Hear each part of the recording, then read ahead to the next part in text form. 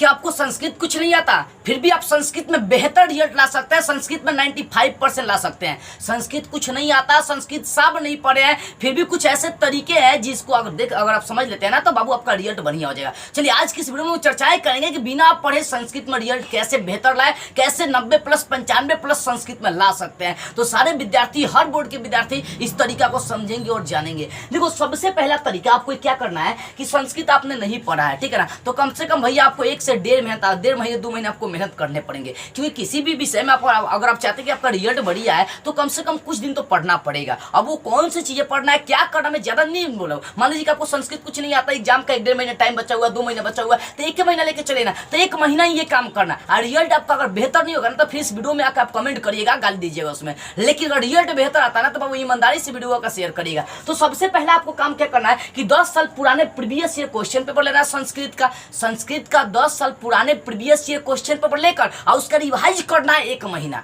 क्यों जानते हैं क्यों? इसके पीछे का रीजन है कि जो प्रीवियस ईयर क्वेश्चन पेपर होते हैं उसमें से 50-70% क्वेश्चन सेम टू सेम फिर अगला पेपर में मिल जाता है। तो ये 10 साल कम से कम पुराने प्रीवियस ईयर क्वेश्चन पेपर लेकर संस्कृत का उसका पूरा रिवाइज करिए, देखिए कितना क्वेश्चन सेम टू सेम लड़ जाएगा। दूसरा चीज है गद्यांश। गद्यांश का मतलब क्या हो गया कि गद्यांश उसी में से चुन चुन के लिखने वाला होता है। तो गद्यांश का कोई कॉपी चाहे किताब या कोई गाइड लेंगे तो गद्यांश वाली चीज आप जाकर बढ़िया से पढ़ लीजिएगा। गद्यांश संस्कृत में 10+ यानी 15 के आसपास में या 13 नंबर के आसपास में एग्जाम में गद्यांश देता है। गद्यांश के लिए कोई नियम नहीं होता है, बशर्ते उसी में से दिमाग लगा कर ढूंढना होता है। तो ये चीज तो आप कर ही सकते हैं, ठीक है। तीसरे निबंध लेखन, तो मैं ये कहूंगा कि संस्कृत में कैसे निबंध लिखना है ये जरूर सीख लीजिएगा, क्योंकि ये 10 से 15 नंबर का आता है। और संस्कृत में पत्र कैसे लिखना है ये भी 8 से 10 नंबर का आता है। तो बाबू ये कहेंगे कि संस्कृत में निबंध लिखना हो चाहे पत्र लिखना हो, लॉजिकली इसको पढ़ लीजिए जाकर। इन दोनों का लिंक डिस्क्रिप्शन में दे दूंगा, क्योंकि ये 15-20 नंबर का दोनों मिलाकर आपके एग्जाम में चले आता है, संस्कृत में निबंध लेखन और संस्कृत में पत्र लेखन, ठीक है ना।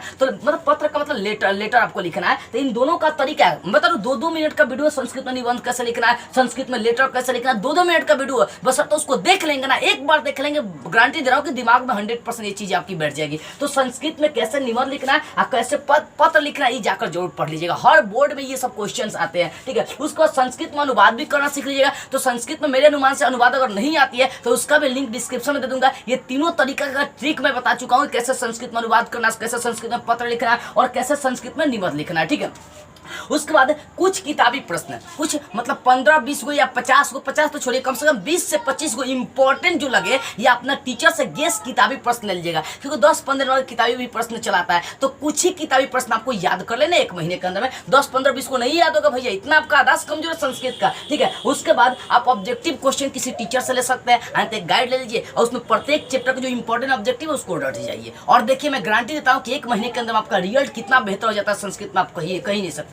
तो कम से कम 10-15 साल पुराने previous year question Sanskrit paper का रिवीजन कर लीजिए 1 महीना। गद्यांश, संस्कृत निबंध लेखन, पत्र लेखन, अनुवाद, किताबी प्रश्न, ऑब्जेक्टिव, ये 1 महीना इन सब चीजों पर मात्र फोकस करना है और 100% बता देता हूं कि आपका रिजल्ट बेहतर हो जाएगा। मान लीजिए अगर संस्कृत में निबंध, पत्र या अनुवाद सीख लेता है तो लगभग ये मिलाकर 30 नंबर प्लस में आपके एग्जाम में यही से आपका लड़ जाता है। किताबी प्रश्न 10-12 नंबर 20 नंबर का आता है। ऑब्जेक्टिव आपका लगभग समझिए 30+ यानी 40-50 नंबर के भी आता है। हर बोर्ड का अपना अपना नियम होता है। गद्यांश 13 नंबर का, 14 नंबर का, 10 नंबर का आता है। और PYQ से सेम टू सेम यहाँ से बहुत ज्यादा प्रश्न आपके लड़ जाएंगे। अगर ये तरीका 1 महीना भी अगर अप्लाई कर लेते हैं ना तो हम भाई गारंटी के साथ बोलेंगे कि संस्कृत में आपका रिजल्ट बहुत बेहतर हो जाएगा।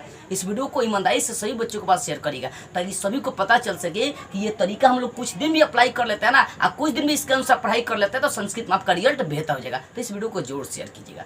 जय हिंद।